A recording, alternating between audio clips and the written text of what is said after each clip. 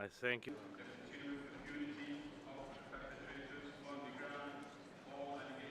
Our findings indicate that in their conduct of hostilities, the parties to the conflict have failed to protect civilians. They have failed to take necessary precautions in attack to spare civilians and to avoid the incidental loss of life. Moreover, they have frequently failed to distinguish themselves from civilians in the areas in which they operate, unnecessarily subjecting civilians to the brutality of war.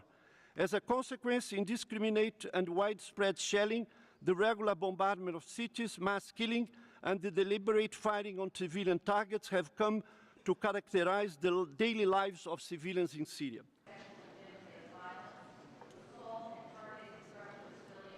We have documented countless incidents in which medical care has been used as a tactic of war.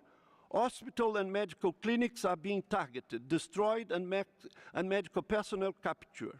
Healthcare is viewed in terms of military gain by the parties to the conflict. Civilians are left to languish in dire need of treatment. If the national, regional, and international actors fail to find a solution to the conflict and stop immediately the agony of millions of civilians, the alternative will be the political, economic, and social destruction of Syria and its society, with devastating implications for the region and the world.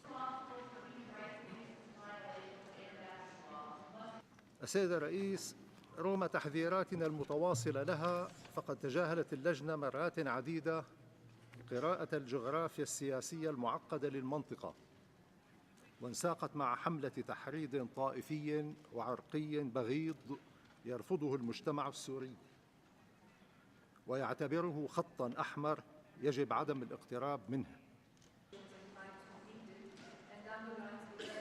Looking forward, might the Bosnian-Kosovo hybrid tribunals, domestically led processes rely on elements of international support, offer viable models for offering international assistance to the Syrian domestic system during or after transition as it considers questions of accountability, if the Syrians agree.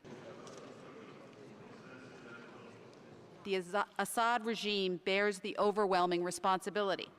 We continue to be appalled at the regime's ongoing disregard for human life and its indiscriminate use of force and heavy weaponry in residential areas, including ballistic missiles and aerial bombings.